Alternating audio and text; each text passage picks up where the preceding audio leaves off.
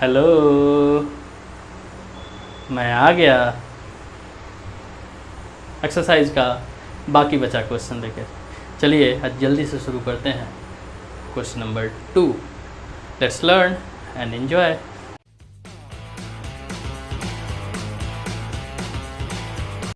बच्चों, ये है क्वेश्चन नंबर 2 का 1। कहता क्या है, find a quadratic polynomial each with the given numbers as sum and product of its zeros respectively। यानी किसी पॉलिनोमियल के जीरोज का सम और प्रोडक्ट यहाँ दिया हुआ है, यानी आपको अल्फ़ा प्लस बीटा दिया हुआ है 1/4 और अल्फ़ा इंटू बीटा दिया हुआ है -1।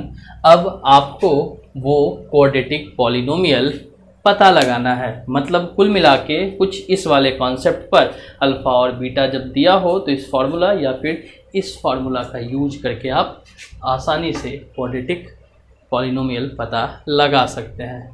तो मैं बारी बारी से दोनों फार्मूले पर इस क्वेश्चन को बनाता हूँ, फिर आप खुद ही निर्णय लें कि कौन सा जो तरीका है, फार्मूला है, वो बेहतर। तो आइए पहले हम सब इस वाले पर बनाते हैं। तो जैसे ही ये दे दिया, अब तो px यानी पॉलिनोमियल निकालना काफ़ी आसान होगा। फार्मूला क्या था, x² minus alpha plus beta into x plus alpha into beta. Formula तो मैंने अपने पिछले ही वीडियो में एक्सप्लेन कर दिया था कि आप कैसे याद रखेंगे। अगर आपने अब तक वो वीडियो नहीं देखा है तो ऊपर आई बटन पर क्लिक करके आप पहले क्वेश्चन नंबर 1 का सॉल्यूशन और इस कॉन्सेप्ट के पीछे का जो सारा का सारा डिस्कशन था वो देख ले, फिर इस क्वेश्चन को देखें। तो आइए देखते हैं। मैंने एक्स पर बनाया है, आप चाहें तो यहाँ वाई लिखकर इन जगहों पर वाई पॉलिनोमियल पर भी बना सकते हैं, वैसा कोई रिस्ट्रिक्शन नहीं है। x² minus alpha plus beta पहले से ही दिया है 1/4 x और प्लस -1। आगे देखते हैं, x² माइनस 1/4 x -1। तो ये आपका पॉलिनोमियल तैयार हो गया। पर पॉलिनोमियल में ये इस तरह का डिनोमिनेटर कोशिश किया जाता है कि हम सब हटा दें। तो आइए इसको हटाते हैं, एलसीएम लेते हैं। नीचे 4x² नहीं, ये तो 4x² हो जाएगा ना, डिनोमिनेटर में कुछ नहीं तो 1 है। तो ऐसे में ये 4x² माइनस 1x और -4। तो ये आपका पॉलिनोमियल हो गया। डिनोमिनेटर में 4 है। आपको एक बात बताता हूँ, आप इस पॉलिनोमियल का जीरोज फाइंड करने की कोशिश करें। पिछले वीडियो में जैसे हम सब फाइंड कर रहे थे उसके अकॉर्डिंग, तो इसका जो जीरोज आएगा नीचे, अगर हम इस पॉलिनोमियल का जीरोज फाइंड करते हैं तो इसका जो जीरोज आएगा दोनों ही सेम होगा। इनका जीरोज और इनका जीरोज बिल्कुल सेम होगा। मतलब ये 4 डिनोमिनेटर में हो या ना हो, अगर ये सब पर आ गया है तो आप इसको हटाने के बाद जो जीरोज निकालेंगे वो जीरोज हूबहू इससे मैच हो रहा होगा। तो यहाँ इस तरह से लिख दिया जाता है, मल्टीप्लाइड बाई 4। यानी जब 4 को हटाना है तो मल्टीप्लाइड बाई 4, 8 लिखना होता है तो मल्टीप्लाइड बाई 8 इस तरह से हट जाता है, 4 से मल्टीप्लाई होगा और 4 कैंसिल हो जाएगा। तो ये तो इस रूल पर बनाया गया जहां 4 हटाने के लिए मैंने एक कॉन्सेप्ट आपके सामने रखा। अब इस रूल पर आते हैं। तो इस रूल पर आप देखेंगे px निकालने के लिए फॉर्मूला में पहले ही आपके सामने k आ गया। फिर बात होती है फार्मूला की, तो x² minus alpha plus beta into x plus alpha into beta. अब इस जगह अगर वैल्यू रखा जाए तो ये आपका k रहेगा, x² रहेगा माइनस ये 1/4, चूँकि अल्फ़ा प्लस बीटा दिया है ना 1/4, x रहेगा और प्लस ये होगा आपका -1। तो इस तरह से k रहते हुए x² माइनस 1/4 x प्लस -1। तो ये हो गया टर्म। अब यहाँ भी आपको डिनोमिनेटर हटाना होगा तो आप लिखेंगे 4x² माइनस, यहाँ फिर से आप लिखेंगे 4x² माइनस x और लास्ट में -4।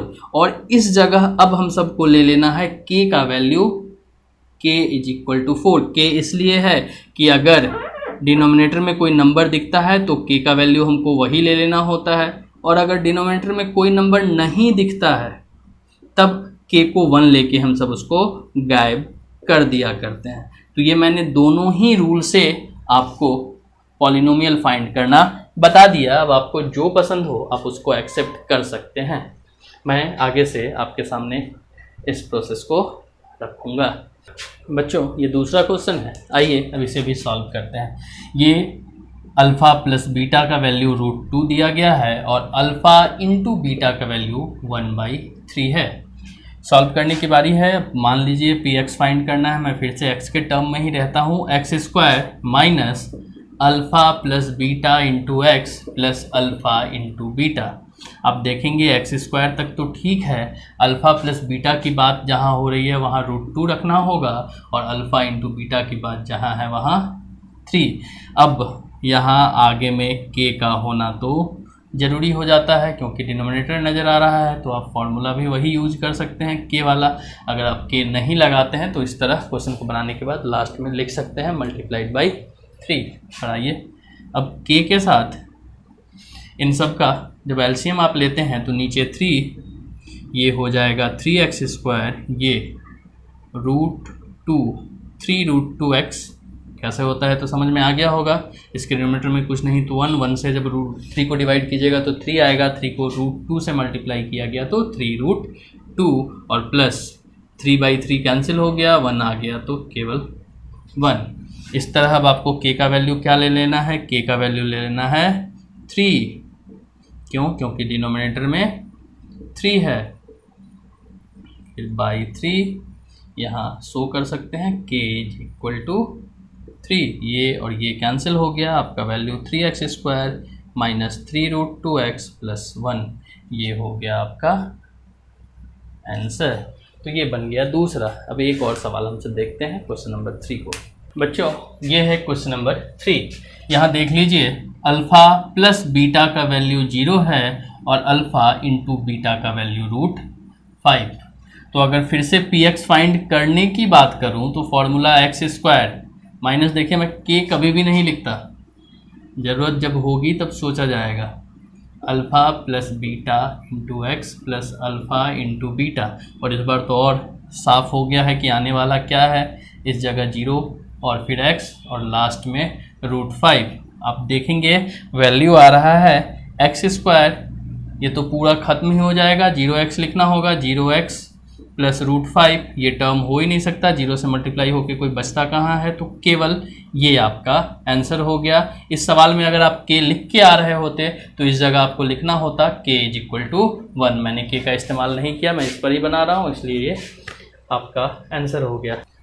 तो बच्चों ये हो गए बाकी बचे 3 क्वेश्चन, 1 1 -1/4 1/4 और 4 और 1।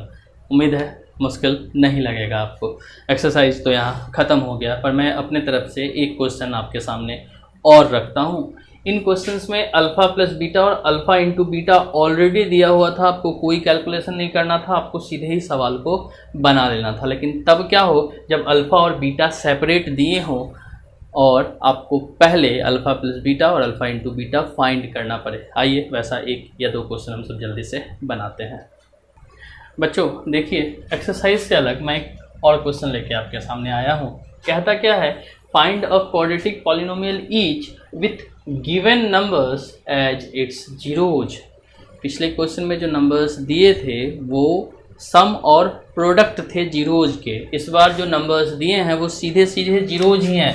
मतलब ये आपका अल्फ़ा है और ये आपका बीटा है। अब इसके बाद आपको फॉर्मूला लगाकर क्वाड्रेटिक पॉलिनोमियल पता लगाना होगा। तो फॉर्मूला लगाकर आप क्वाड्रेटिक पॉलिनोमियल पता करें, उससे पहले आपको अल्फ़ा प्लस बीटा और अल्फ़ा इंटू बीटा का वैल्यू मालूम होना चाहिए। तो आइए उस वैल्यू को फाइंड करते हैं। तो आप देखेंगे जब अल्फ़ा प्लस बीटा की बात होती है तो 2 + -8 मतलब 2 - 8 = -6। अल्फ़ा इंटू बीटा = 2 इंटू -8 यानी ये होता है -16।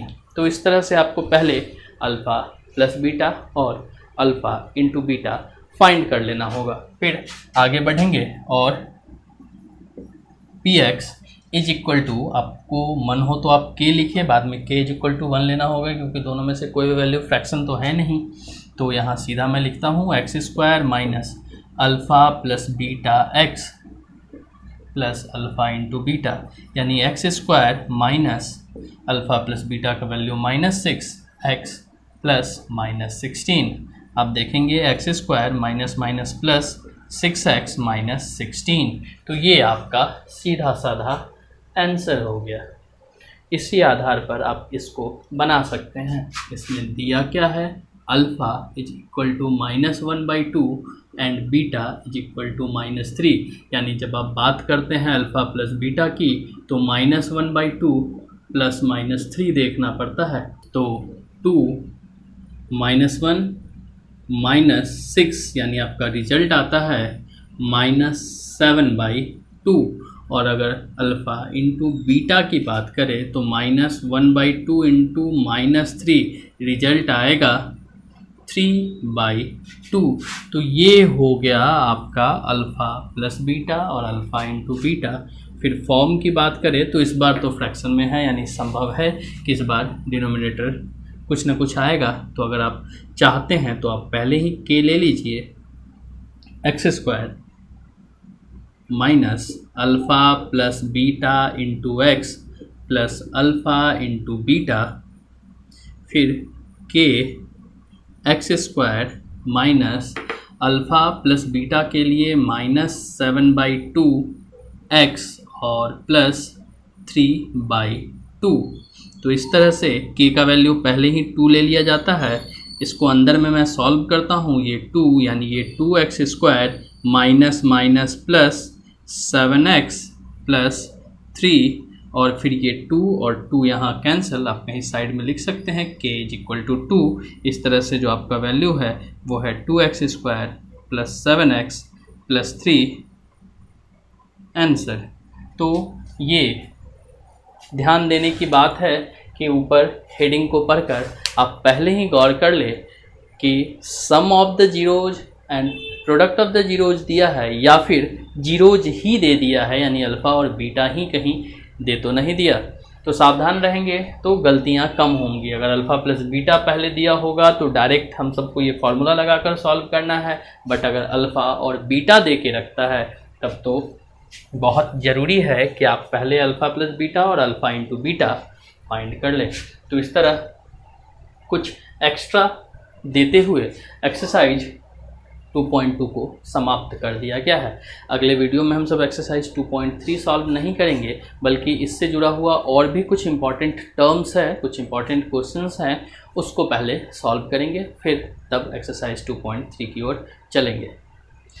अगर आपको ये वीडियो पसंद आ रहा है तो अपने दोस्तों को भी बताएं। अगर आपको इससे मदद मिल रही है तो ज़्यादा से ज़्यादा लोगों के बीच इसको फैलाएं। चैनल को सब्सक्राइब करें, वीडियो को लाइक करें और कमेंट करें। तब तक घर पर रहें, सुरक्षित रहें और सीखते रहें। धन्यवाद।